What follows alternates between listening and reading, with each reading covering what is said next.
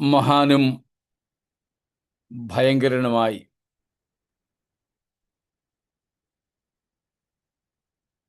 ഏകനായി മഹാത്ഭുതങ്ങളെ പ്രവർത്തിക്കുന്ന നമ്മുടെ ത്രിയേക ദൈവത്തിന് സ്തോത്രവും സ്തുതിയും ഞാൻ അർപ്പിക്കുന്നു. നമ്മുടെ പാപങ്ങളെ ചുമന്നുകൊണ്ട് ക്രൂശിന്മേൽ കയറി പാപത്തിന് പരിഹാരം വരുത്തിയ, തൻ്റെ അടിപ്പിണരുകളാൽ നമ്മുടെ രോഗങ്ങളെ സൗഖ്യമാക്കിയ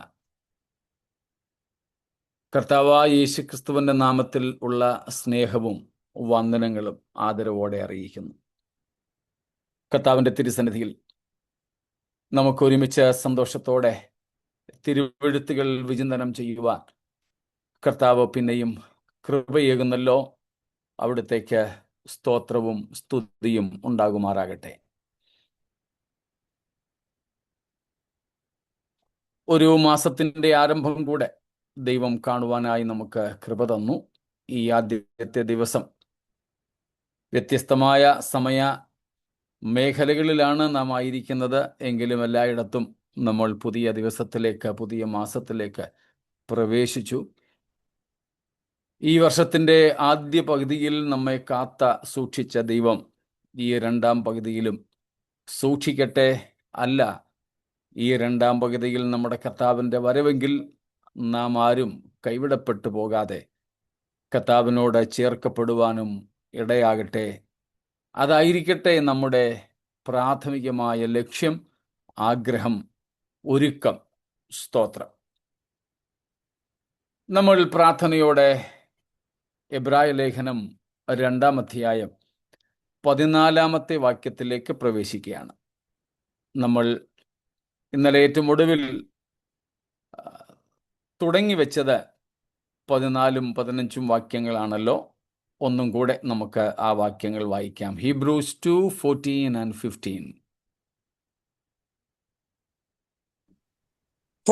For as much then as the children are partakers of flesh and blood, he also himself likewise took part of the same, that through death he might destroy him that had the power of death, that is the devil, and deliver them who through fear of death were all their lifetime subject to bondage. നാം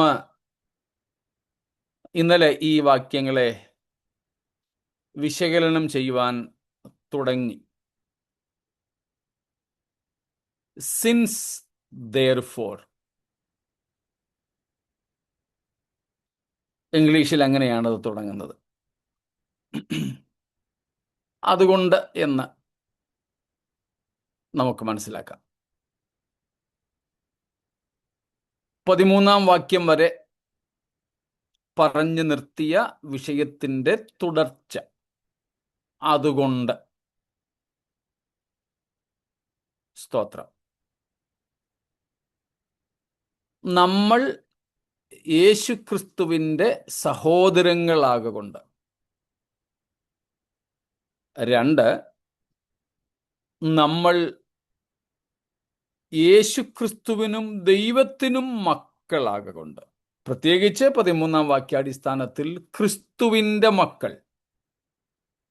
പിതാവായ ദൈവം നമ്മെ യേശുക്രിസ്തുവിന് ദാനമായി നൽകി എന്നാണല്ലോ നാം കാണുന്നത്. സ്തോത്രം. കാരണം യേശുക്രിസ്തുവാണ് നമ്മെ വാങ്ങേണ്ടതിന് വില കൊടുത്തത്. സ്തോത്രം. ക്രിസ്തുവാണ് നമ്മെ വീണ്ടെടുക്കുവാനായിട്ട് ഭൂമിയിൽ ജഡം എടുത്തു വന്നതും ക്രൂശിൽ മരിച്ച് രക്തം ചൊരിഞ്ഞ് നമ്മെ വീണ്ടെടുത്തതും. സ്തോത്രം. ആ 14-ാമത്തെ വാക്യം ദുരുപദേശകന്മാർ ദുരുപയോഗം ചെയ്യുവാൻ സാധ്യതയുണ്ട് എന്ന് നമ്മൾ മനസ്സിലാക്കി. അതിനുള്ള ശരിയായ മറുപടിയും അല്ലെങ്കിൽ ശരിയായ ഉത്തരവും നമ്മൾ രാത്രിയിൽ കാണുകയുണ്ടായി.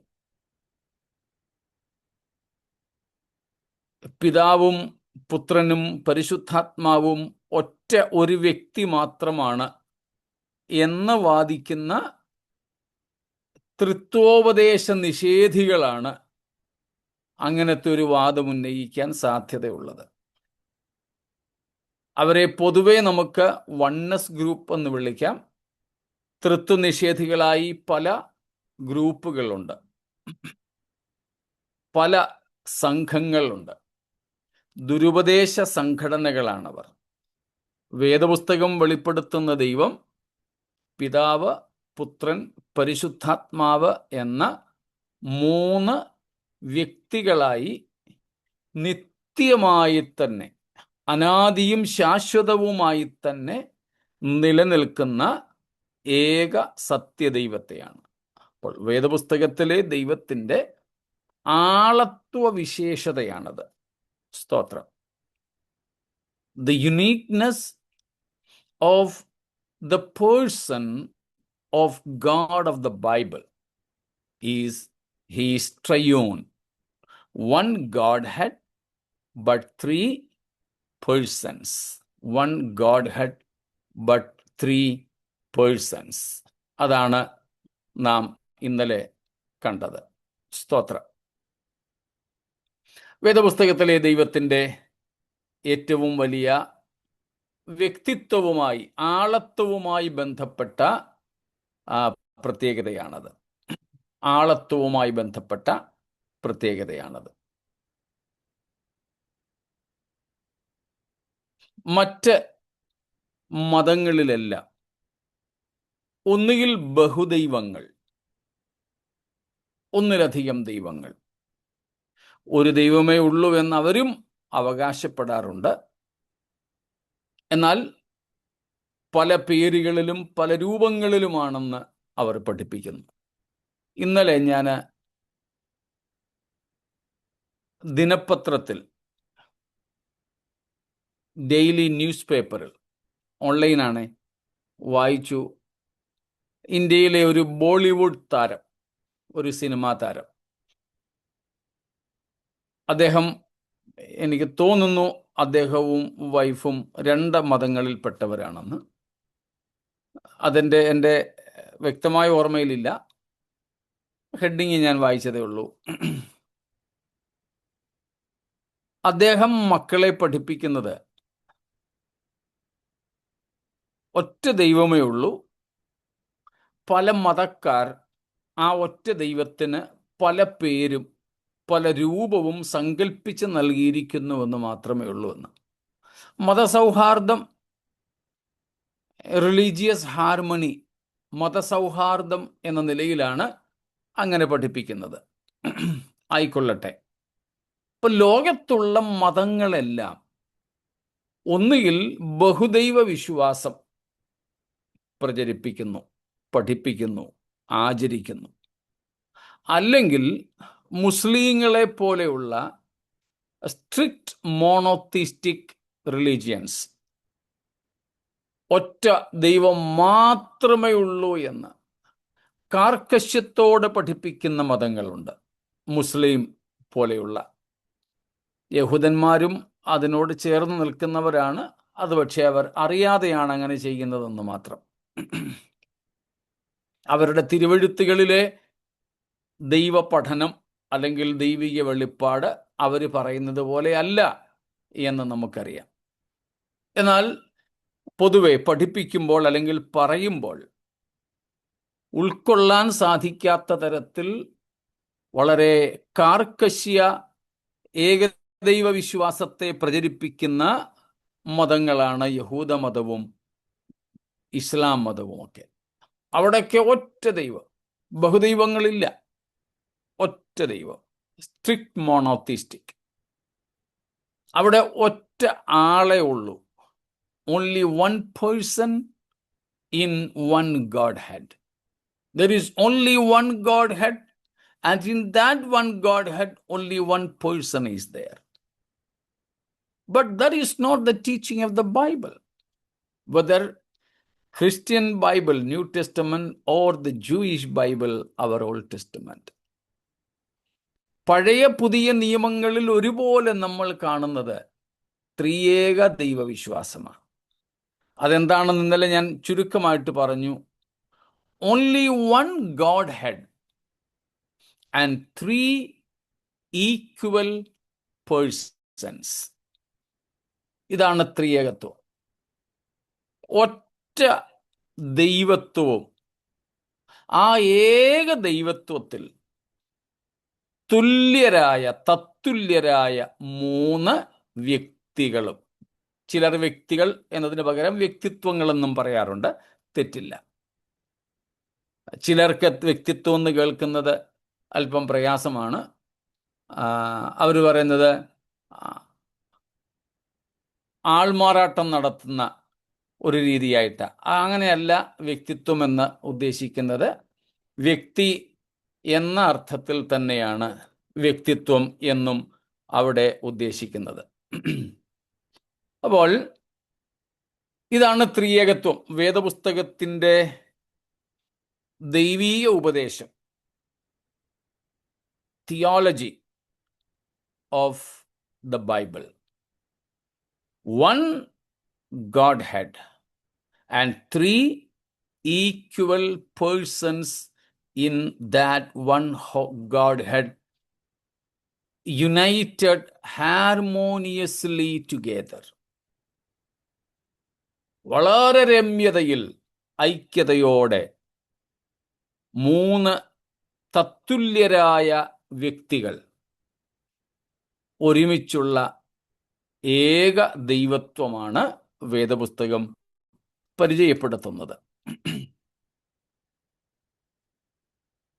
അതിൽ യുക്തിക്ക് പോലും ചേരുന്നത് ഈ ത്രിയേക ദൈവവിശ്വാസമാണ്. എന്തെന്നാൽ പ്രധാനമായും 2 കാര്യങ്ങൾ. ഒന്ന്, ദൈവം സ്നേഹമാണെന്ന് എല്ലാ മതങ്ങളും പഠിപ്പിക്കുന്നു. വേദപുസ്തകം എടുത്തു പറയുന്നു. 1 യോഹന്നാൻ 4:9 18 നാം കാണുന്നുണ്ട്, ഗാഡ് ഈസ് ലവ്. തിരിച്ചാരും പറയരുത് ലവ് ഈസ് ഗോഡ് എന്ന്. അങ്ങനെയും തെറ്റിപ്പറയുന്നവരും അറിഞ്ഞുകൊണ്ട് പറയുന്നവരും ഉണ്ട്. Love is not God, but God is love. ദൈവം സ്നേഹം തന്നെ, അല്ലെങ്കിൽ സ്നേഹമാകുന്നു.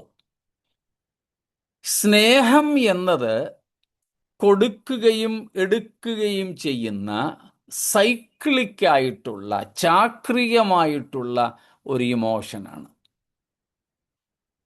സ്തോത്രം. കൊടുക്കുകയും വാങ്ങുകയും വേണം. ദൈവം നിത്യനാണ്, അനാദിയായിട്ടുള്ളവനാണ്. അന്ന് ദൈവമല്ലാതെ ആരും ഒന്നുമില്ലാതിരുന്ന ഒരു കാലമായിരുന്നു. ദൈവമല്ലാതെ ആരും ഒന്നുമില്ലാതിരുന്ന അന്ന് ദൈവം സ്നേഹമായിരുന്നുവോ? ആയിരുന്നേ പറ്റൂ. കാരണം ദൈവം നിത്യനാണെങ്കിൽ ദൈവത്തിൻ്റെ സ്വഭാവങ്ങളും നിത്യമാണ്. മനസ്സിലാവുന്നുണ്ടല്ലോ? ദൈവം നിത്യനായതുകൊണ്ട് ദൈവത്തിൻ്റെ ആട്രിബ്യൂട്ട്സ്, പ്രകൃതങ്ങളും നിത്യമാണ്. Since God is eternal, God's attributes also are eternal. And one of the key attributes of God is love.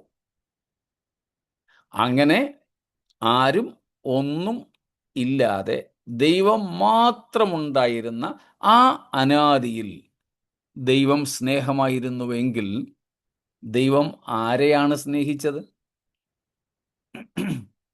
ആരോടാണ് തൻ്റെ സ്നേഹം പങ്കിട്ടത്?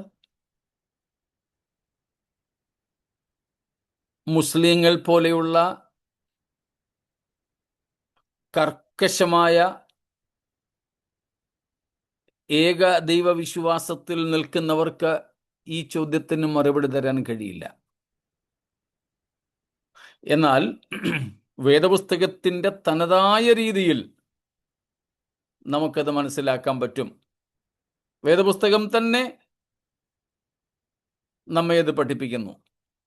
സ്തോത്രം. യോഹന്നാൻ 17-ാം അധ്യായത്തിൽ പിതാവിനോട് കർത്താവ് പറയുന്നുണ്ട് കാര്യം. ലോകസ്ഥാപനത്തിനു മുമ്പേ, സകല സൃഷ്ടിക്കും മുമ്പേ ഈ 3 വ്യക്തികൾ, പിതാവും പുത്രനും പരിശുദ്ധാത്മാവും, 3 വ്യക്തികൾ ഉള്ളത് കൊണ്ട് അവർ പരസ്പരം സ്നേഹിച്ചു. സ്തോത്രം. പോട്ടെ, നമ്മൾ തൃത്വത്തെക്കുറിച്ചല്ല ഇപ്പോൾ പഠിക്കുന്നത് എന്നതുകൊണ്ട് കൂടുതൽ വിശദീകരണങ്ങളിലേക്ക് പോകുന്നില്ല.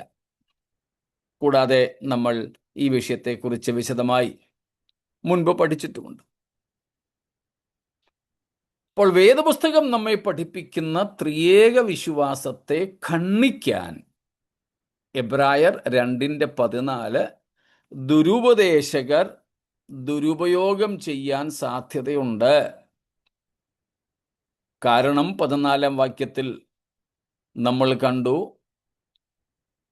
മക്കൾ ജഡരക്തങ്ങളോട് കൂടിയവരാകൊണ്ട് താനും അവരെ പോലെ ജഡരക്തങ്ങളോട് കൂടിയവനായി എന്ന്. അപ്പോൾ മക്കൾ എന്നതുകൊണ്ട് അത് പിതാവായ ദൈവത്തെക്കുറിച്ചാണ് ഉദ്ദേശിക്കുന്നതെന്നും പിതാവായ ദൈവമാണ് ജഡമെടുത്ത് ഭൂമിയിൽ വന്ന് ക്രൂശിൽ മരിച്ചത് എന്നും അവർ പഠിപ്പിക്കാൻ സാധ്യതയുണ്ട്. എന്നാൽ അതിൻ്റെ അർത്ഥം നമ്മൾ കണ്ടു 13-ാം വാക്യത്തിൽ. അവിടെ പറയുന്ന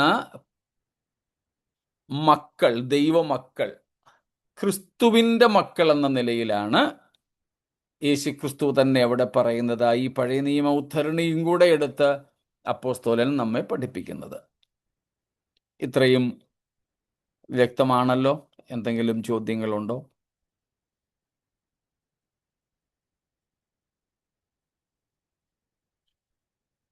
ഒന്നുമില്ലെങ്കിൽ മുൻപോട്ട് നമുക്ക് പോകാം. മക്കൾ ജഡരക്തങ്ങളോട് കൂടിയവരാകൊണ്ട്, ഇംഗ്ലീഷിലെ therefore എന്നതും കൂടെ ചേർത്താൽ, പിതാവായ ദൈവം വീണ്ടെടുക്കപ്പെട്ടവരെ യേശു ക്രിസ്തുവിന് മക്കളെന്ന നിലയിൽ ദാനം ചെയ്തിരിക്കുന്നതിനാൽ, അതാണ് അതുകൊണ്ട്, എന്തുകൊണ്ട് അല്ലെങ്കിൽ ഏതുകൊണ്ട്, യേശു ക്രിസ്തുവിന് പിതാവായ ദൈവം ഒരു ഗിഫ്റ്റ് കൊടുത്തു, ഒരു ദാനം കൊടുത്തു. അത് വീണ്ടെടുക്കപ്പെട്ട നാം ഓരോരുത്തരുമാണ്. സ്തോത്രം. Every redeemed Christian is a unique gift to Jesus Christ from the Father. സ്തോത്രം. അങ്ങനെ അതുകൊണ്ട് എന്ന സിൻസ് therefore എന്നതിൻ്റെ അർത്ഥം അതാണ്. Since we are a gift to the Lord Jesus Christ as his children. So Christ enters into a new relationship with the church, father-children relationship. Father-children relationship, പൈഡിയോൻ. പിതൃപുത്ര ബന്ധവും കൂടെ യേശുക്രിസ്തുവിന് ദൈവസഭയുമായിട്ട് ഇവിടെ കാണാം. അതുകൊണ്ട്, അതാണ് 14-ാം വാക്യത്തിന്റെ തുടക്കം. അതുകൊണ്ട് മക്കൾ ജഡരക്തങ്ങളോട് കൂടിയവരാകൊണ്ട്, അവിടെ പറയുന്ന മക്കൾ ആരാണ്? 2 അർത്ഥങ്ങൾ അതിനുണ്ട്. In a broad sense, these makkal, these paidion, they are the entire humanity. പാപത്തിൽ വീണുപോയ സകല മനുഷ്യരാശിയെയും ഒരുമിച്ച് അവിടെ മക്കളെന്ന നിലയിൽ കാണുന്നു. കാരണം യേശുക്രിസ്തു രക്ഷിപ്പാൻ വന്നത് കുറച്ചുപേരെ മാത്രമേ ഉള്ളൂ? അല്ല. നമ്മൾ കഴിഞ്ഞ ദിവസങ്ങളിലൊക്കെ കണ്ടതുപോലെ ജോൺ കാൽവിന് ഉണ്ടായ ഒരു ചെറിയ പിശകാണത്. ലിമിറ്റഡ് അറ്റോൺമെന്റ് എന്ന് അദ്ദേഹം പഠിപ്പിച്ചത്. Limited atonement. രക്ഷിക്കപ്പെടുന്ന വിശുദ്ധന്മാർക്ക് വേണ്ടി മാത്രമാണ് യേശു മരിച്ചത് എന്ന ഒരു പഠിപ്പീര്, ഒരു പിശക് അവിടെ വന്നിട്ടുണ്ട്. സ്തോത്രം. യേശുക്രിസ്തു വന്നത് എല്ലാവരെയും രക്ഷിപ്പാൻ വേണ്ടിയാണ്. എല്ലാവരെയും. ആൺ പെൺ വ്യത്യാസമില്ല. No gender difference, colour, caste, class, no difference. മനുഷ്യരാശിയെ മുഴുവനും രക്ഷിക്കുന്നതിന്. അതുകൊണ്ട് ആ വിശാലമായ അർത്ഥത്തിൽ, ആ ബ്രോഡർ സെൻസിൽ, അവിടെ മക്കൾ എന്ന് പറയുന്നതിനെ മനുഷ്യജാതി എന്ന് വിളിക്കാം. മനുഷ്യജാതി മുഴുവനുമായി. പിന്നെ 13-ാം വാക്യത്തിന്റെ അടിസ്ഥാനത്തിലേക്ക് വരുമ്പോൾ അവിടെ മക്കൾ എന്ന് പറയുന്നത് സകല മനുഷ്യരെയും ഉദ്ദേശിച്ചുകൊണ്ടല്ല, പിന്നെ ദൈവമക്കളായി തീർന്നവരെ അല്ലെങ്കിൽ തീരുന്നവരെ ഉദ്ദേശിച്ചുകൊണ്ട് മാത്രമാണ്. അങ്ങനെ 2 സാധ്യതാ അർത്ഥങ്ങളാണ് 14-ാം വാക്യത്തിന്റെ തുടക്കത്തിൽ നമുക്കുള്ളത്. Therefore, children, മക്കൾ, ജഡരക്തങ്ങളോട് കൂടിയവരാകൊണ്ട്. ജഡരക്തങ്ങൾ എന്നതിന് അവിടുത്തെ അർത്ഥം മർത്തിയ ശരീരമെന്നാണ്. ജഡരക്തങ്ങൾ എന്നതുകൊണ്ട് അവിടെ അർത്ഥമാക്കുന്നത് മരിക്കുവാൻ കഴിയുന്ന ശരീരം, മർത്യമായ ദേഹം, ദ്രവത്വമുള്ള ശരീരം, മോർട്ടൽ ബീയിങ്സ്, യാ corruptible beings. This is the meaning. Corruptible, ദ്രവത്വമുള്ളത്, മർത്യമായത് എന്ന അർത്ഥമാണ് അവിടെ ജഡരക്തങ്ങൾ എന്നതുകൊണ്ട് ഉള്ളത്. ജഡരക്തങ്ങൾ. നേരത്തെയും നമ്മൾ ഒരിക്കൽ പറഞ്ഞതുപോലെ, 2-3-4 ദിവസം മുമ്പ് പറഞ്ഞതുപോലെ, ഗ്രീക്ക് ബൈബിളിൽ നോക്കിയാൽ ജഡരക്തങ്ങൾ എന്നതിന് പകരം രക്തജടങ്ങൾ എന്നാണ് കാണുന്നത്. രക്തം, അതാണ് ആദ്യം പറയുന്നത്. അപ്പോൾ ജഡരക്തങ്ങൾ, ജഡരക്തത്തോടു കൂടിയവരാകൊണ്ട്. ജഡശരീരത്തിൽ വസിക്കുന്ന മനുഷ്യർ എന്ന അർത്ഥമാണ് അവിടെ ഉള്ളത്. ജഡശരീരത്തിൽ, മർത്യമായ ദേഹത്തിൽ വസിക്കുന്ന മനുഷ്യർ. അതാണ് ജഡരക്തങ്ങൾ എന്നതുകൊണ്ട് അർത്ഥമാക്കുന്നത്. മാനുഷിക ശരീരം, മർത്യമായ ദേഹം, പാപം നിമിത്തം ആദം ഹവ്വമാർക്ക് വീഴ്ച വന്ന അവസ്ഥയിലെ ശരീരം. ദൈവം ആദമിനോട് ആദ്യമേ തന്നെ പറഞ്ഞിരുന്നു, ആ പഴം തിന്നരുത്, ആ വൃക്ഷഫലം, പഴമൊന്നുമല്ല, ആ വൃക്ഷഫലം തിന്നരുത്, തിന്നുന്ന നാളിൽ നീ മരിക്കും. മരണത്തിന്റെ ഏറ്റവും ലളിതമായ അർത്ഥം നമ്മൾ പഠിച്ചിട്ടുണ്ട്, ഓർമ്മ കാണുമല്ലോ. The simple meaning of death, വേർപാട്, സെപ്പറേഷൻ. സ്തോത്രം. അപ്പോൾ അത് തിന്ന നാളിൽ എന്ന് വേണ്ട, നിമിഷത്തിൽ തന്നെ ദൈവവും മനുഷ്യനുമായിട്ടുള്ള ബന്ധം അറ്റുപോയി, വിട്ടുപോയി. ബന്ധം, സ്നേഹം, കൂട്ടായ്മ അവിടെ ലംഘിക്കപ്പെട്ടു. സ്തോത്രം. ലംഘിക്കപ്പെട്ടു. പിന്നെ പാപിയും ദ്രവത്വമുള്ളവനുമായി തീർന്ന മനുഷ്യന് ജനിക്കുന്ന മക്കളും മുഴുവനും പാപിയും, 2 ദ്രവത്വവും മർത്യതയും ഉള്ളവരായിട്ടാണ് ജനിച്ചത് സകല മനുഷ്യരും. ഇന്നും നാമും നമ്മുടെ തലമുറകളുമൊക്കെ അങ്ങനെയാണ് ജനിച്ചിരിക്കുന്നത്. അതാണ് ഇവിടെ മാംസരക്തം അല്ലെങ്കിൽ ജഡരക്തം എന്നതുകൊണ്ട് അർത്ഥമാക്കുന്നത്. ജഡം എന്നതിന് മറ്റൊരർത്ഥവും കൂടെ ഉള്ളത് നമുക്കറിയാമല്ലോ. ഇവിടുത്തെ അർത്ഥം ജഡം എന്നത് മർത്യമായ ശരീരം എന്ന അർത്ഥമാണ്. ദ്രവത്വമുള്ള ശരീരം എന്ന അർത്ഥമാണ്. മറ്റൊരർത്ഥമുണ്ട്, നിങ്ങൾക്കറിയാം അത്.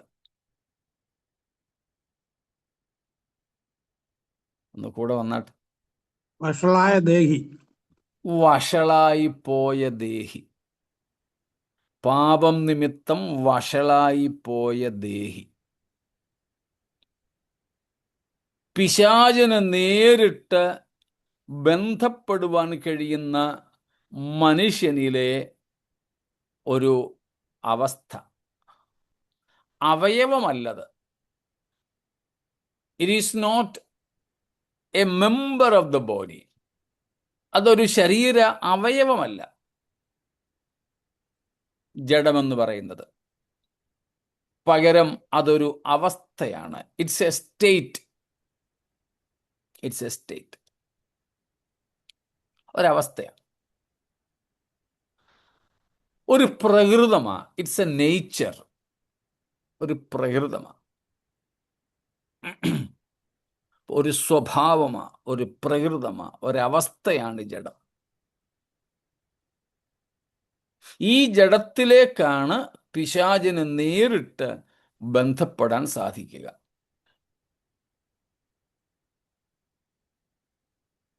നേരിട്ട് ബന്ധപ്പെടാൻ സാത്താന് സാധിക്കുന്നത് ഈ ജഡത്തിലേക്ക്. അതിലേക്ക് സാത്താൻ തൻ്റെ ഉൽപ്പന്നങ്ങൾ ഇങ്ങനെ വാരി നിറയ്ക്കും, കുത്തി നിറയ്ക്കും.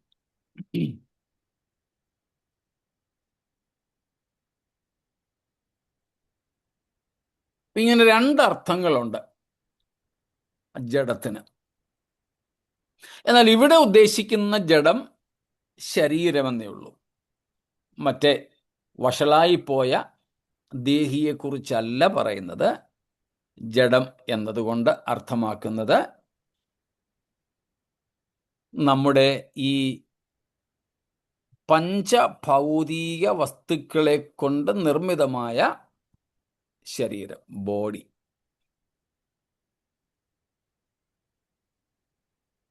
ഒന്ന് കൊരിന്ത്യർ 15:50 കൂടെ വായിച്ചാട്ടെ. First Corinthians 15:20. I mean 15:50. സഹോദരന്മാരെ, മാംസരക്തങ്ങൾക്ക് ദൈവരാജ്യത്തെ അവകാശമാക്കുവാൻ കഴിയുകയില്ല. ദ്രവത്വം അദ്രവത്വത്തെ അവകാശമാക്കുകയില്ല എന്ന് ഞാൻ പറയുന്നു. കണ്ടോ? മാംസരക്തങ്ങൾക്ക്, ആ മാംസരക്തങ്ങൾക്ക് പൗലോസ് കൊടുക്കുന്ന നിർവചനം കണ്ടോ? ദ്രവത്വം. ദ്രവത്വം.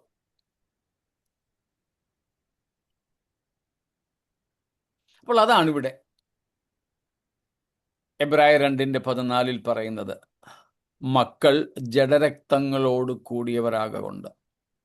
അവിടെ ജഡരക്തങ്ങൾ എന്നതുകൊണ്ട് മർത്യമായ ദ്രവത്വമുള്ള ഭൗതിക ശരീരമെന്ന് അർത്ഥമുള്ളൂ.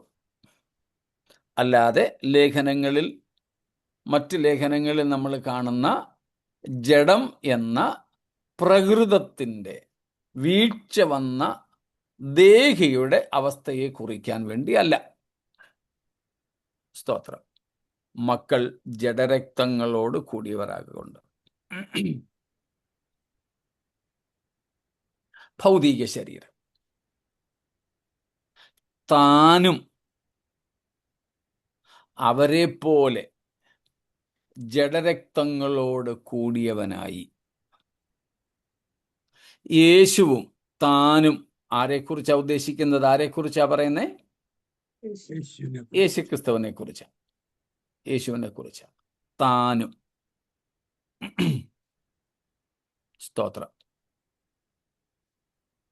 എങ്ങനെയായി? മക്കളെ പോലെയായി. മക്കൾ എങ്ങനെയുള്ളവർ? മർത്യമായ ശരീരത്തിൽ വസിക്കുന്നവർ.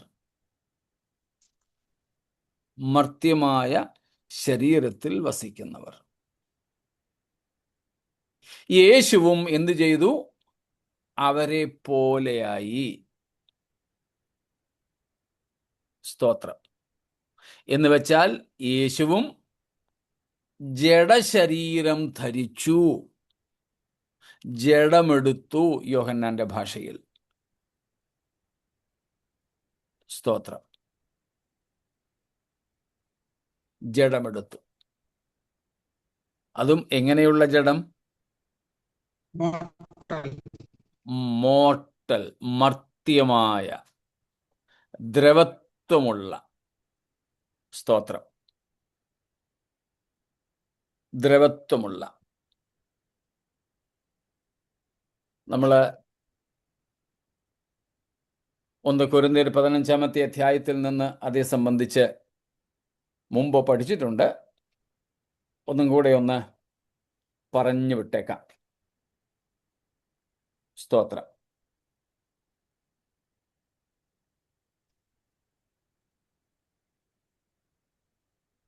പതിനഞ്ചാമത്തെ അധ്യായത്തിന്റെ 42 മുതൽക്കുള്ള വാക്യങ്ങളിലാണ് അവിടെ നാം കാണുന്നത് ദ്രവത്വമുള്ള ശരീരം. യേശുക്രിസ്തു മക്കളെ പോലെ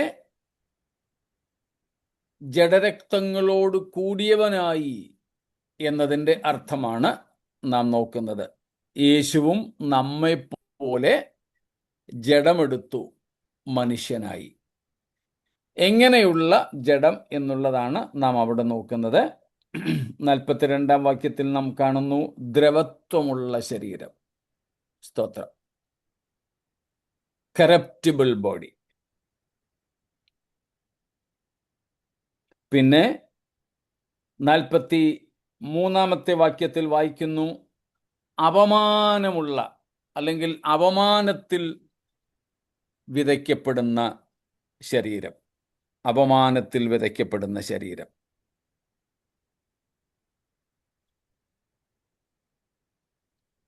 അവിടെ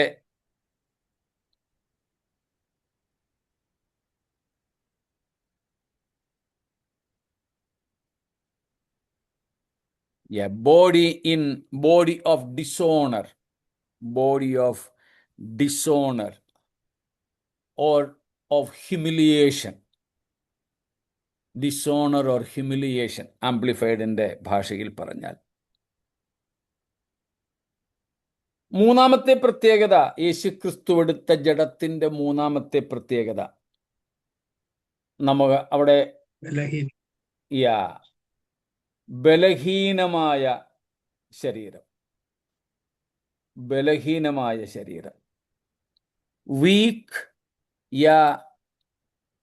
body of infirmity. Body of infirmity or body of weakness. ബലഹീനതയുള്ള ശരീരം. പിന്നെ നാം കാണുന്നത് 44-ാം വാക്യത്തിൽ പ്രാകൃത ശരീരം. Natural or physical body. Natural physical body. അവിടെ നിന്നും പിന്നെ നമ്മൾ കാണുന്നത് 47-ാമത്തെ വാക്യത്തിലാണ് ഭൗമശരീരം. Verse number 47. earthly body. earthly body. ഭൗമശരീരം. ഭൗമശരീരം. അല്ലെങ്കിൽ നമുക്കവിടെ കാണാൻ സാധിക്കുന്നത് അതിൻ്റെ മറ്റൊരു രീതി, ഒരു ഭാഷയാണ് മെയ്ഡ് ഓഫ് ഡസ്റ്റ്. പൊടിയിൽ നിന്നും അല്ലെങ്കിൽ പൊടി കൊണ്ടുണ്ടാക്കപ്പെട്ട ശരീരം. മൺമയമായ ശരീരം എന്ന് പറയാം. ഭൗമ ശരീരം, മൺമയമായ ശരീരം. ഇതിൻ്റെ എല്ലാം ഓപ്പോസിറ്റാണ് പുനരുത്ഥാന ശരീരം നമുക്ക് ലഭിക്കുന്നത്. Okay, earthly body and A body out of the dust. സ്തോത്രം. പൊടിയിൽ നിന്നും, മണ്ണ് കുഴച്ചൊന്നുമല്ല മനുഷ്യനെ ഉണ്ടാക്കിയത്. പൊതുവെ അങ്ങനെയാണ് നമ്മുടെ ഇടയിലെ ധാരണ. നമ്മൾ ചപ്പാത്തിക്ക് മാവ് കുഴയ്ക്കുന്നത് പോലെ, അല്ലെങ്കിൽ കൊഴുക്കട്ടയോ ഇടിയപ്പമോ ഒക്കെ ഉണ്ടാക്കാൻ മാവ് കുഴയ്ക്കുന്നത് പോലെ, അല്ലെങ്കിൽ പിന്നെ ഇഷ്ടിക ഉണ്ടാക്കാൻ ചെളി കുഴയ്ക്കുന്നത് പോലെയൊക്കെ കർത്താവ് ചെളിയൊക്കെ എടുത്ത് കുഴച്ച് കളിമണ്ണ് കൊണ്ടുണ്ടാക്കി. തിരുവെഴുത്ത് അങ്ങനെയല്ല പറയുന്നത്. ഉൽപ്പത്തി 2:7 നമ്മൾ കാണുന്നത് പൊടിയിൽ നിന്നെടുത്തു. നിലത്തെ പൊടിയിൽ നിന്ന് ദൈവം മനുഷ്യനെ ഉണ്ടാക്കിയെന്ന്. എന്നിട്ട് 3-ാം അധ്യായത്തിൽ ദൈവം ശപിക്കുമ്പോഴും പറയുന്നുണ്ട്, നിന്നെ പൊടിയിൽ നിന്നെടുത്തു, നീ പൊടിയാ, നിന്നെ പൊടിയിലേക്ക് മടങ്ങി ചേരുമാറാക്കും. അതുകൊണ്ട് ആ ശവമടക്കിന് അല്പം പൂഴിയൊക്കെ എടുത്ത് ഇട്ടിട്ട് ഈ വാക്യങ്ങൾ ഉദ്ധരിക്കുന്നത്. നീ മണ്ണാകുന്നു, പൊടിയിൽ നിന്നും നിന്നെ എടുത്തിരിക്കുന്നു, പൊടിയിലേക്ക് മടങ്ങിച്ചേരുമാറാക്കും എന്നൊക്കെ പറയുന്നത്. ശരി, അപ്പോൾ ഭൗതിക ശരീരം, മൺമയമായ ശരീരം. സ്തോത്രം.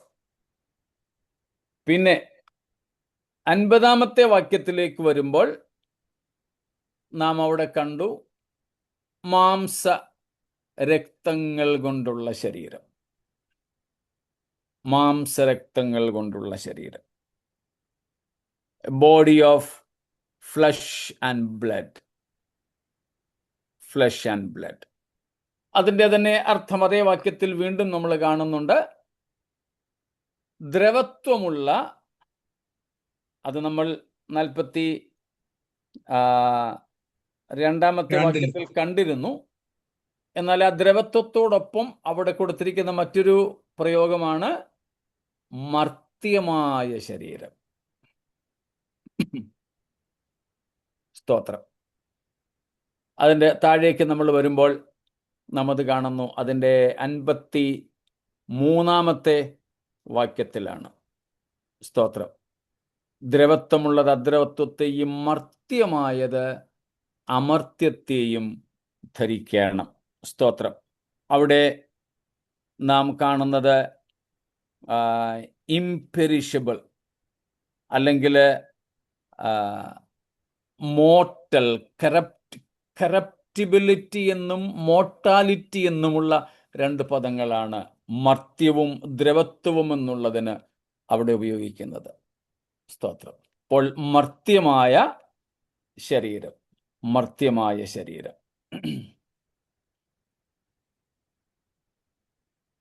ഇത്രയുമെല്ലാം, ഈ പറഞ്ഞ പ്രത്യേകതകളെല്ലാം നമ്മുടെ ശരീരത്തിനുണ്ട്. എത്ര എണ്ണം നമ്മളിപ്പോൾ പറഞ്ഞു? 6 or 8 മറ്റു പറഞ്ഞു തോന്നല്ലേ? ഓക്കെ, എണ്ണയില്ലെങ്കിൽ കുഴപ്പമില്ല. 8. I've got it. ഓക്കെ.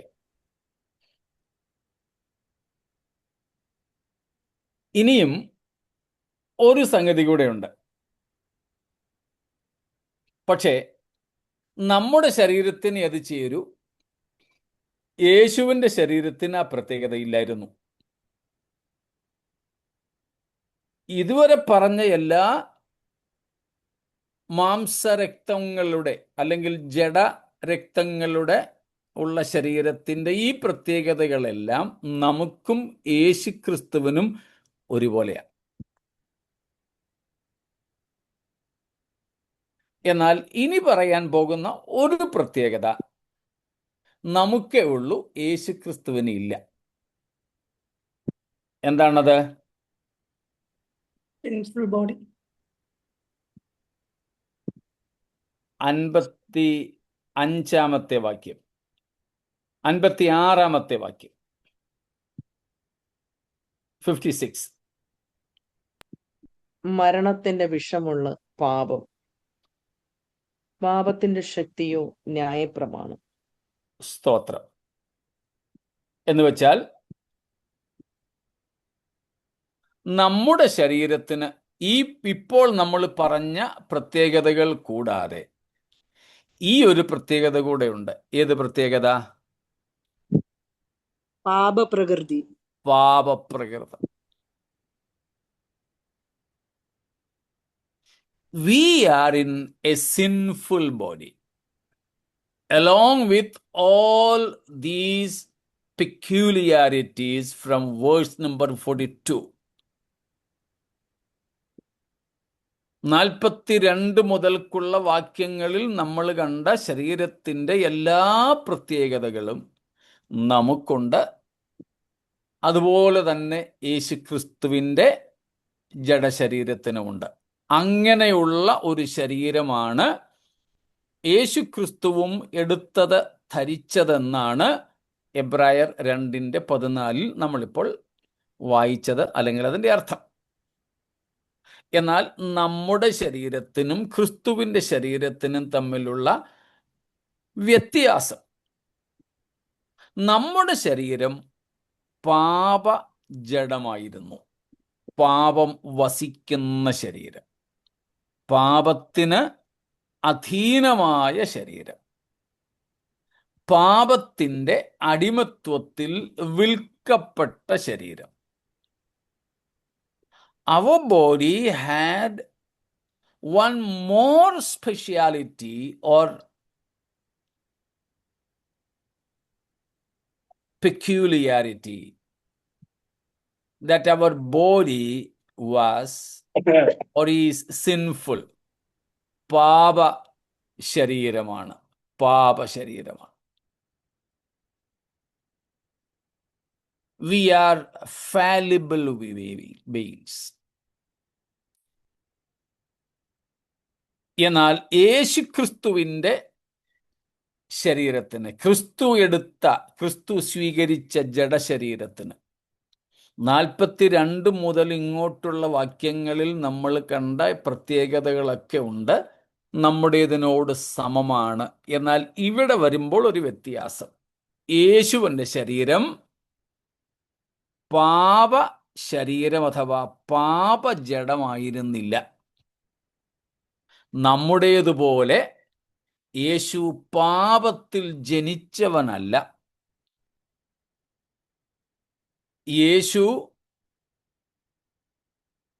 യേശുവിൻ്റെ സ്വഭാവത്തിൽ അതുകൊണ്ട് പാപം ഇല്ലായിരുന്നു. അതുകൊണ്ടാണ് യോഹന്നാൻ പറഞ്ഞത് അവനിൽ പാപമില്ല. 1 യോഹന്നാൻ 3:5 പറഞ്ഞിരിക്കുന്നത് അതുകൊണ്ടാണ്.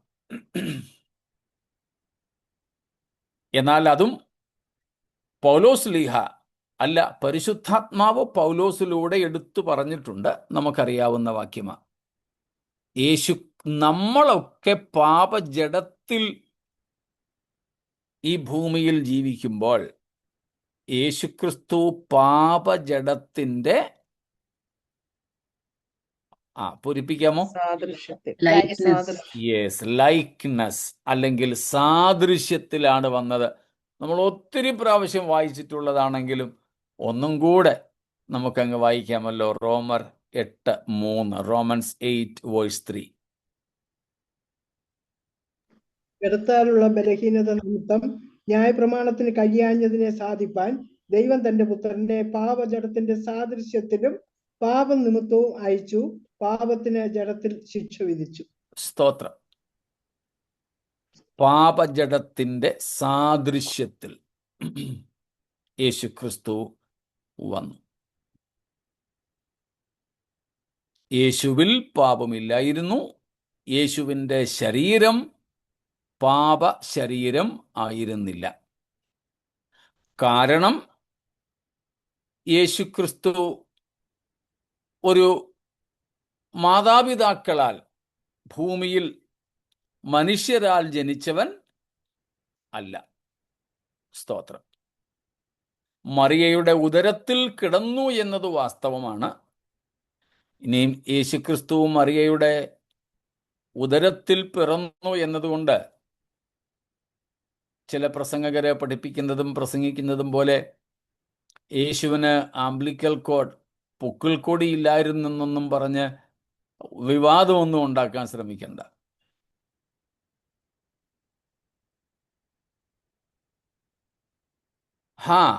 പൊക്കിൾ കൊടി ഇല്ലായിരുന്നെങ്കിലും യേശുവിന് ജീവിക്കാൻ കഴിഞ്ഞേനെ ഗർഭത്തിൽ.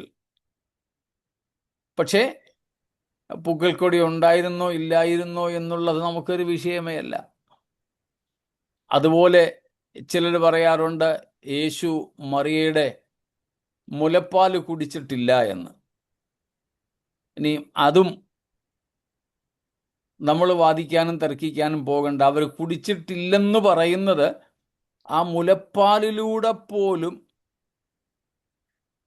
മറിയയുടെ സ്വഭാവം യേശുവിലേക്ക് വന്നിട്ടില്ലെന്ന് പറയാനാ. പൊക്കിൾക്കൊടിയിലൂടെ പോലും യേശു മറിയയുടേതൊന്നും സ്വീകരിച്ചിട്ടില്ലെന്ന് പറയാൻ വേണ്ടി അതിൻ്റെ ആവശ്യമില്ല. കാരണം മുലപ്പാലിലൂടെയും അമ്മ കഴിക്കുന്ന ആഹാരത്തിലൂടെയും അമ്മ ശ്വസിക്കുന്ന പ്രാണവായുവിലൂടെ ഒന്നുമല്ല മനുഷ്യനിലേക്ക് പാപം പകരുന്നത്. ഇവൻ രക്തത്തിൽ കൂടെ പോലും അല്ല. അല്ലായിരുന്നെങ്കിൽ പിന്നെ പാപികളായ മനുഷ്യർക്കൊക്കെ നമുക്ക് ഓരോ ബോട്ടിൽ ചോര അങ്ങ് കൊടുത്താൽ മതിയായിരുന്നു. അല്ലെങ്കിൽ കുറഞ്ഞപക്ഷം ആശുപത്രിയിലെങ്കിലും ഒക്കെ ജോലി ചെയ്യുന്ന നമ്മുടെ ഡോക്ടേഴ്സും നഴ്സസുമായ സഹോദരങ്ങളിലൂടെ ഹോസ്പിറ്റലിലൊക്കെ ജനിക്കുന്ന കുഞ്ഞുങ്ങൾക്ക് നമ്മുടെ വിശ്വാസികളുടെ അല്പാൽപ്പം ഓരോ ഔൺസ് പാല് അങ്ങ് കൊടുത്താൽ മതിയായിരുന്നു. അവരെ അങ്ങ് ശൈശവം മുതലേ വിശുദ്ധരാക്കായിരുന്നു. നമുക്കറിയാം, കഴിക്കുന്ന ആഹാരത്തിലൂടെയും ശ്വസിക്കുന്ന പ്രാണവായുവിലൂടെയും ശരീരത്തിൽ ഓടുന്ന രക്തത്തിലൂടെയുമൊന്നുമല്ല ഈ പാപം പകരുന്നത്, സ്വഭാവം പകരുന്നത്.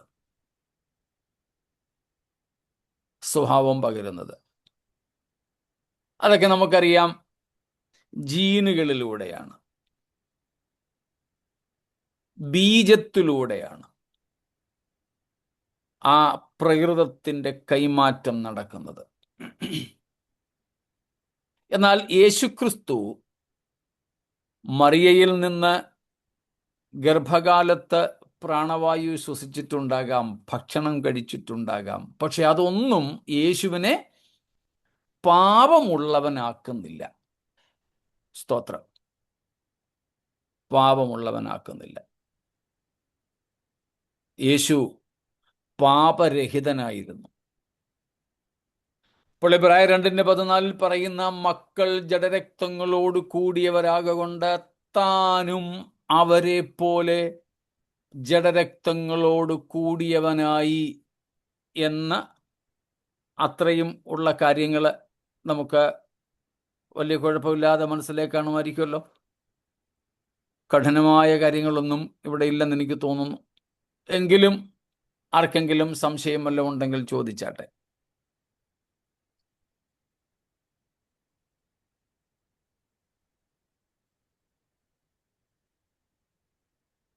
ഒന്നുമില്ലല്ലോ. അപ്പോൾ മക്കൾ ജഡരക്തങ്ങളോട് കൂടിയവരാകൊണ്ട് താനും അവരെ പോലെ ജഡരക്തങ്ങളോട് കൂടിയവനായി. Okay, thank you sister aunty. എന്തിനാണ് യേശു ഇങ്ങനെ ജഡരക്തങ്ങളോട് കൂടിയവനായത്?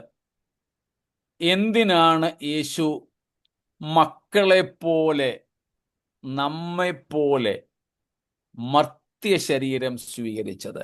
ദ്രവത്വമുള്ള ശരീരം, മൺമയ ശരീരം, ഭൗമ ശരീരം, ബലഹീനതയുള്ള ശരീരം. സ്തോത്രം. ഡിസോണർ, അപമാനമുള്ള ശരീരം.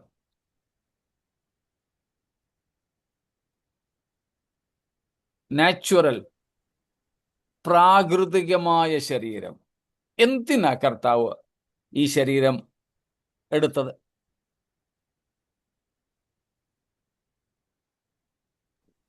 He could redeem us through death. ഈ രണ്ട് വാക്യങ്ങളെ അടിസ്ഥാനപ്പെടുത്തി നമുക്ക് പറയണം. 14 ഹീബ്രൂസ് 2:14-15. എബ്രായർ 2:14-15 ആസ്പദമാക്കി വേണം നമ്മുടെ ഉത്തരങ്ങൾ. എങ്കിലേ നമുക്ക് ആ വാക്യങ്ങളുടെ അർത്ഥം മനസ്സിലാവൂ. That through death he might destroy the one who has the power of death, and deliver those who through fear of death were subject to lifelong slavery. Praise God. അവിടെ 2-3 കാര്യങ്ങൾ പറയുന്നുണ്ട്. യേശു നമ്മെപ്പോലെ ആയത് എന്തിന്? ഒന്ന്, that he might die. യേശു മരിക്കേണ്ടതിന്. മർത്യശരീരം യേശു സ്വീകരിച്ചത് മരിക്കാൻ വേണ്ടി തന്നെയാ. സ്തോത്രം. മക്കൾ ജഡരക്തങ്ങളിൽ കൂടിയവരായതുകൊണ്ട് താനും അവരെ പോലെ ജഡരക്തങ്ങളോട് കൂടിയവനായി, പിന്നെ തൻ്റെ മരണത്താൽ. അപ്പോൾ എന്തിനാ ജഡരക്തങ്ങളോട് കൂടിയ ശരീരം എടുത്തത്? ഒന്ന്, മരിക്കുവാൻ വേണ്ടി. സ്തോത്രം. തൻ്റെ മരണത്താൽ. 2, മരണാധികാരിയായ പിശാചിനെ നീക്കുവാൻ വേണ്ടി.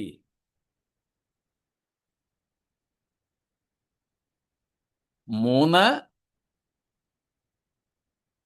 നമ്മെ മരണഭീതിയിൽ നിന്ന് സ്വതന്ത്രരാക്കുവാൻ, വിടുവിക്കുവാൻ വേണ്ടി. മരണാധികാരിയായ പിശാചിനെ നീക്കി ജീവപര്യന്തം മരണഭീതിയാൽ അടിമകളായിരുന്നവരെയൊക്കെയും വിടുവിച്ചു. ഈ 3 പ്രധാന ലക്ഷ്യങ്ങളാണ് എബ്രായർ 2:14-15 വാക്യങ്ങൾ അടിസ്ഥാനപ്പെടുത്തി യേശു ജഡമെടുത്തതിനുള്ളത്. സ്തോത്രം. 1, മരിക്കുവാൻ. 2, പിശാചിനെ നീക്കുവാൻ. 3, മരണഭീതിയുടെ അടിമത്വത്തിൽ നിന്നും നമ്മെ വിടുവിക്കുവാൻ. സ്തോത്രം. 3 കൂടെ നമുക്ക് ഒരുമിച്ച് ചിന്തിക്കാവുന്നതേ ഉള്ളൂ. നമ്മൾ നേരത്തെയും ഇതേ സംബന്ധിച്ച് പഠിച്ചിട്ടുണ്ടല്ലോ.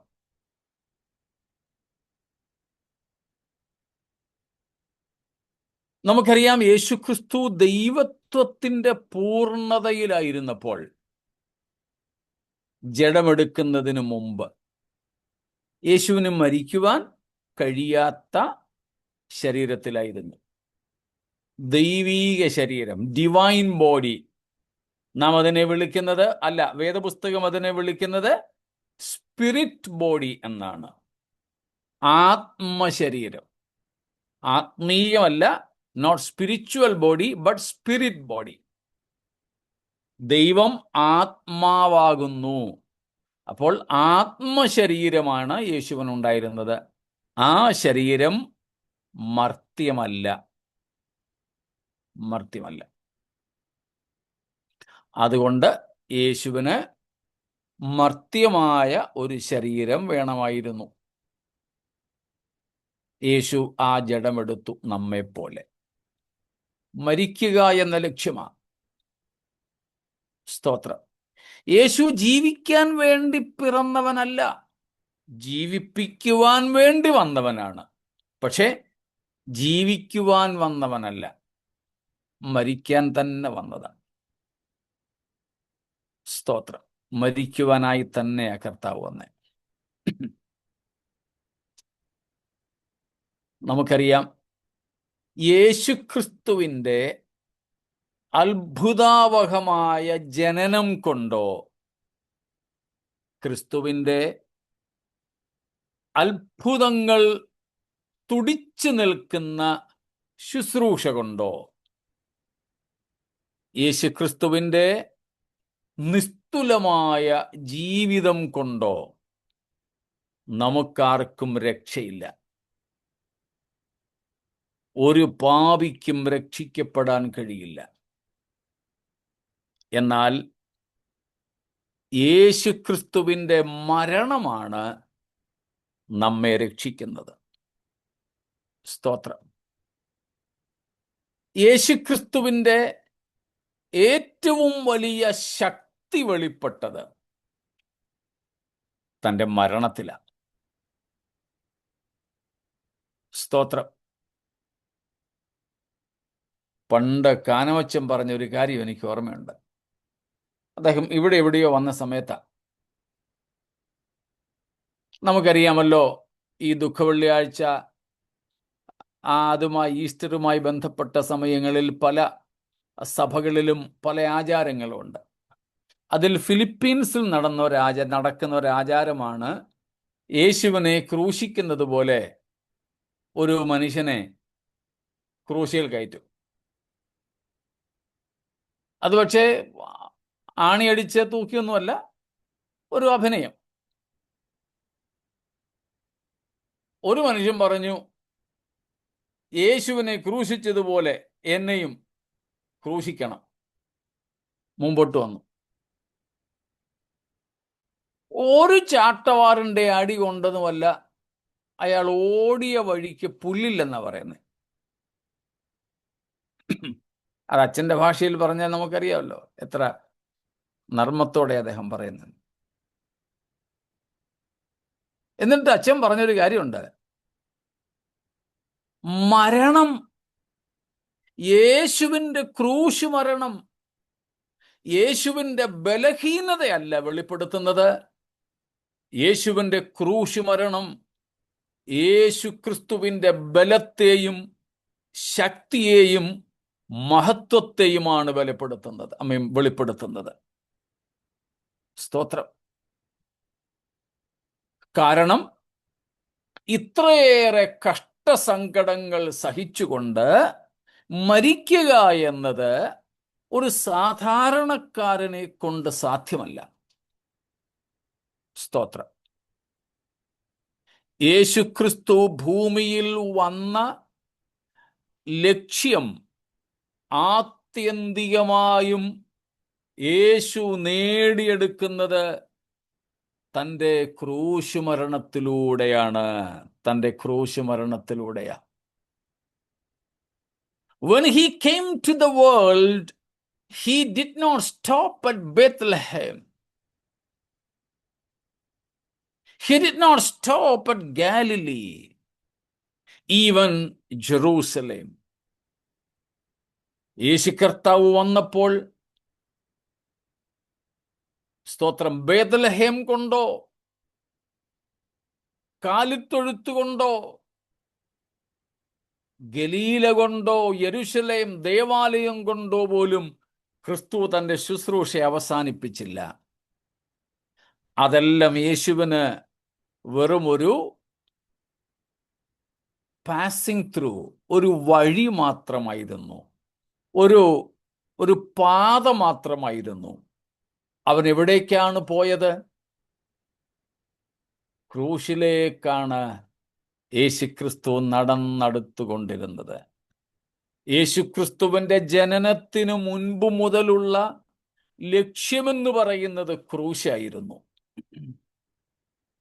അതുകൊണ്ടാണ് ആ ക്രൂശിൽ നിന്നും പിന്തിരിപ്പിക്കുവാൻ പിശാച് ശിഷ്യരെ പോലും ഉപയോഗിച്ചപ്പോഴും അവരെ ശാസിച്ചകറ്റിയിട്ട് ഞാൻ ഇതിനായിട്ട് തന്നെ വന്നിരിക്കുന്നു എന്നും പറഞ്ഞുകൊണ്ട് കാൽവറിയിലേക്ക് നടന്നെടുത്തത്.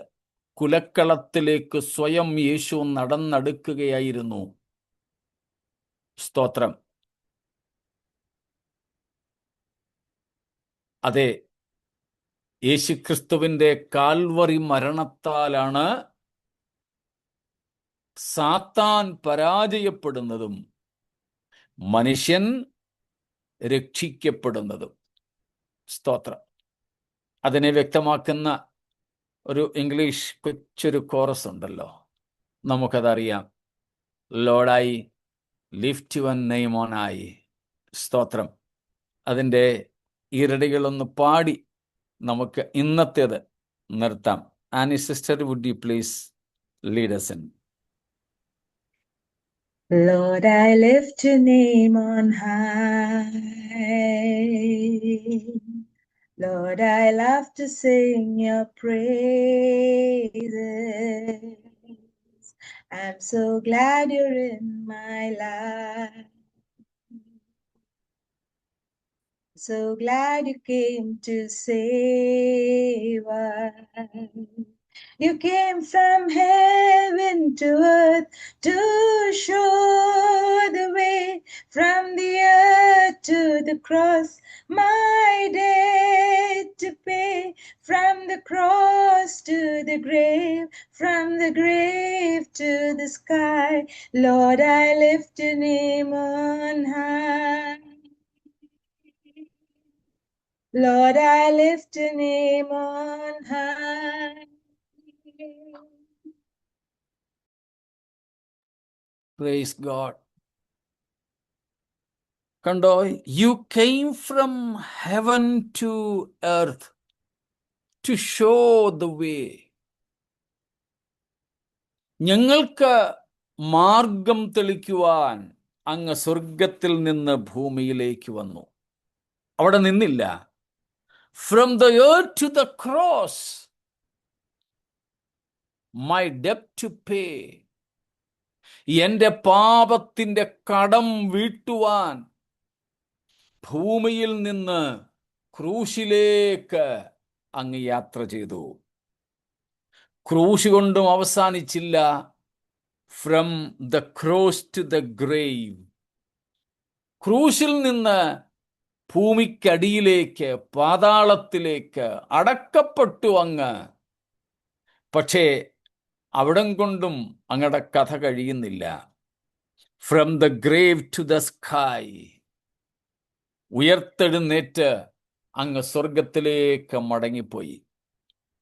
അതെ, നമ്മുടെ കർത്താവ് ഈ ഭൂമിയിൽ വന്നു, പിതാവിനെ നമുക്ക് വെളിപ്പെടുത്തി, നിത്യജീവന്റെ വഴി നമുക്ക് കാണിച്ചു തന്നു. പക്ഷേ ആത്യന്തികമായും ക്രൂശിലേക്ക് നമ്മുടെ പാപത്തിന്റെ കടം കൊടുത്തു തീർക്കേണ്ടതിന് അവൻ നടന്ന് വന്നു. അതുകൊണ്ടാണ് ശുശ്രൂഷാകാലങ്ങളൊക്കെ അങ്ങ് ഗലീലയുടെ മറുകരയിൽ, ഗലീല തടാകത്തിന്റെ മറുകരയിൽ, ഗലീല നാട്ടിൽ ശുശ്രൂഷിച്ചിട്ട് അവസാനത്തെ ദിവസങ്ങളായപ്പോൾ, ഏകദേശം ഒരാഴ്ചയ്ക്ക് മുമ്പ്, മരണത്തിന് ഏകദേശം ഒരാഴ്ചയ്ക്ക് മുമ്പ്, ആ അവസാന ആഴ്ചയിൽ എന്ന് പറയാം, യെരൂശലേമിലേക്ക് കർത്താവ് വരികയാണ്. ആർക്കും യേശുവിനെ തടയാൻ കഴിഞ്ഞില്ല. യേശു വന്നു, തന്നെ തന്നെ യെരൂശലേമിലെ മത അധ്യക്ഷന്മാർക്ക് വെളിപ്പെടുത്തി. അവർക്കടുത്ത് പരിശോധിക്കുന്നതിന് ദൈവത്തിൻ്റെ കുഞ്ഞാട് തന്നെ തന്നെ പുരോഹിതന്മാരുടെ മുമ്പിൽ വെളിപ്പെടുത്തി. അവർ അടുത്ത് കൂലങ്കഷമായി പരിശോധിച്ചു. തങ്ങളും സ്തോത്രം ന്യായാധിപന്മാരും ഒരുപോലെ ഒടുവിൽ സാക്ഷിച്ചു, ഇവനിൽ ഒരു കുറ്റവുമില്ല. എന്ന് വെച്ചാൽ നല്ല ഒന്നാന്തരം പെസഹ കുഞ്ഞാടാണിവൻ, നമുക്ക് പകരമായി അറുക്കപ്പെടുവാൻ ഇവൻ യോഗ്യൻ എന്ന് അവരൊക്കെ വിധിച്ചു. അരെ, അതിനു വേണ്ടി തന്നെയാണ് നമ്മുടെ കർത്താവ് വന്നത്. അവൻ മരിച്ചു, തൻ്റെ മരണത്താൽ പിശാചിനെ നീക്കി നമ്മെ മരണഭീതിയിൽ നിന്നും വിടുവിച്ചു. എന്ന് വെച്ചാൽ മരണഭയം മാറി, മരണനിഴല് മാറി, ജീവന്റെ പ്രകാശത്തിലേക്ക് അവൻ നമ്മെ കൊണ്ടുവന്നു. സ്തോത്രം. ഇന്ന് രാത്രി ആ കാൽവറി ക്രൂശിനെ നമുക്ക് ഉയർത്താം. ആ ക്രൂശിക്കപ്പെട്ട ക്രിസ്തുവിൽ നമുക്ക് പൂർണ്ണമായും ആശ്രയിക്കാം. Praise God. ആരെങ്കിലും ഈ ക്രിസ്തുവുമായി വ്യക്തിപരമായ ബന്ധത്തിലേക്ക് വന്നിട്ടില്ലെങ്കിൽ, കർത്താവായി യേശുവിനെ അംഗീകരിച്ചിട്ടില്ലെങ്കിൽ, ഇന്ന് യേശുവിൻ്റെ കർത്തൃത്വത്തിന് സ്വയം വിധേയപ്പെടുത്താം. സ്തോത്രം. നമ്മെപ്പോലെ അവൻ താണു വന്നത് നമ്മെ തന്നെ പോലെ ഉയർത്തിക്കൊണ്ടുപോകുന്നതിന് വേണ്ടിയാണ്. ആ തേജോരൂപത്തോട് നാം അനുരൂപരാകും എന്ന പ്രത്യാശയോടെ നമുക്ക് നമ്മുടെ ജീവിതം കഴിക്കാം. ഈ വചനങ്ങളാൽ ദൈവം നമ്മെ അനുഗ്രഹിക്കുമാറാകട്ടെ.